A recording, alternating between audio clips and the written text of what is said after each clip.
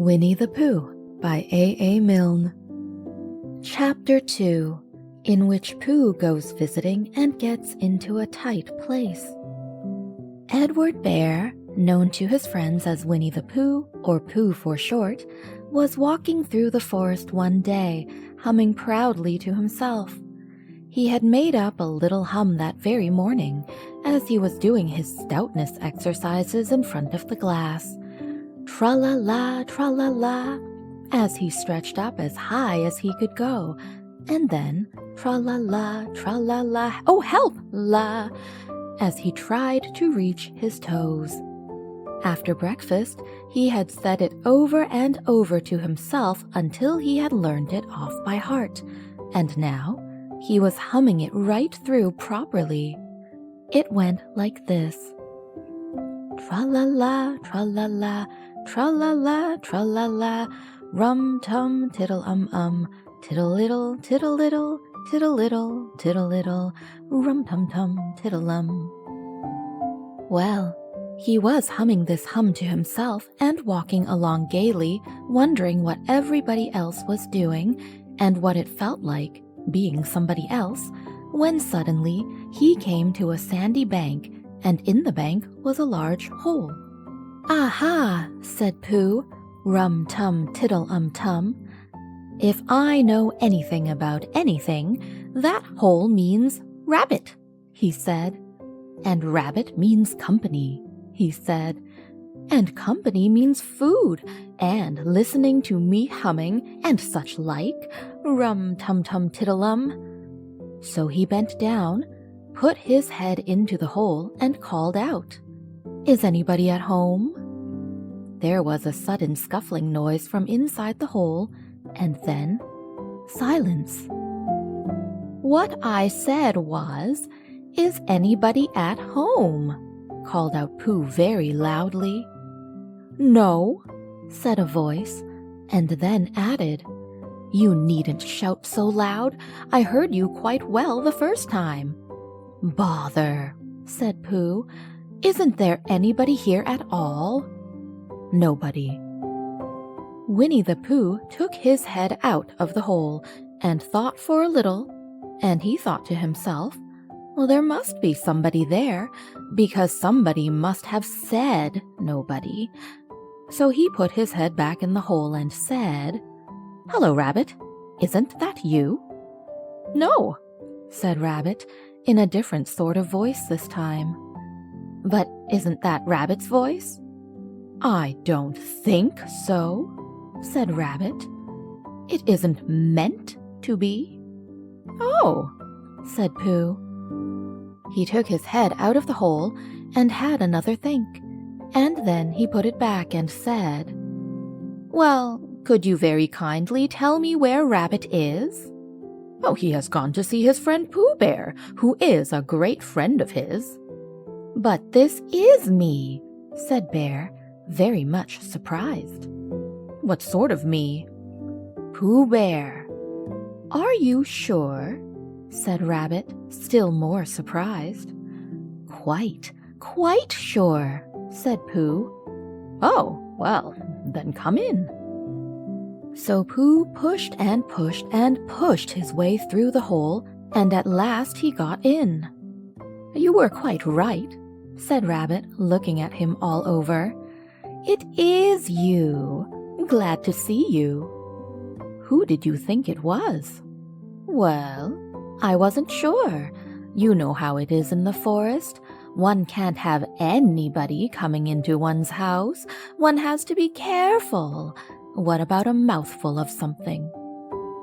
Pooh always liked a little something at 11 o'clock in the morning, and he was very glad to see Rabbit getting out the plates and mugs, and when Rabbit said, "Honey or condensed milk with your bread?" he was so excited that he said, "Both." And then, so as not to seem greedy, he added, "But don't bother about the bread, please." And for a long time after that, he said nothing, until at last, humming to himself in a rather sticky voice, he got up, shook Rabbit lovingly by the paw, and said that he must be going on. "Must you?" said Rabbit politely. "Well," said Pooh, "I could stay a little longer if you—" and he tried very hard to look in the direction of the larder. "As a matter of fact," said Rabbit, "I was going out myself directly." "Oh, well then, I'll be going on. Goodbye." "Well, goodbye if you're sure you won't have any more." "Is there any more?" asked Pooh quickly. Rabbit took the covers off the dishes and said, "No, there wasn't." "I thought not," said Pooh, nodding to himself. "Well, goodbye. I must be going on." So he started to climb out of the hole. He pulled with his front paws and pushed with his back paws, and in a little while his nose was out in the open again, and then his ears, and then his front paws, and then his shoulders, and then— "Oh, help!" said Pooh. "I'd better go back." "Oh, bother!" said Pooh.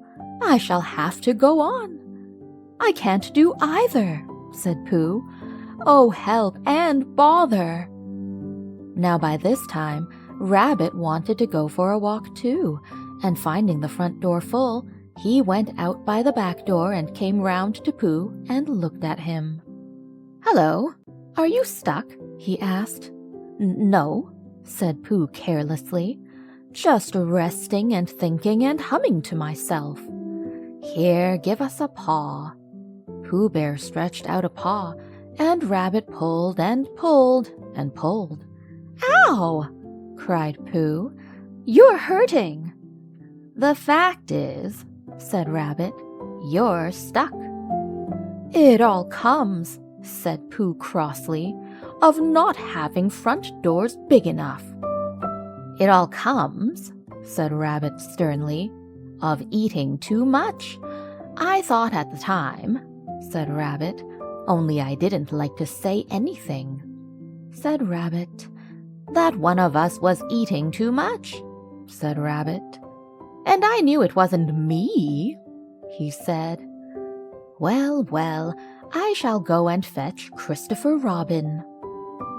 Christopher Robin lived at the other end of the forest, and when he came back with Rabbit and saw the front half of Pooh, he said, "Silly old bear," in such a loving voice that everybody felt quite hopeful again. "I was just beginning to think," said Bear, sniffing slightly, "that Rabbit might never be able to use his front door again, and I should hate that," he said. "So should I," said Rabbit. "Use his front door again?" said Christopher Robin.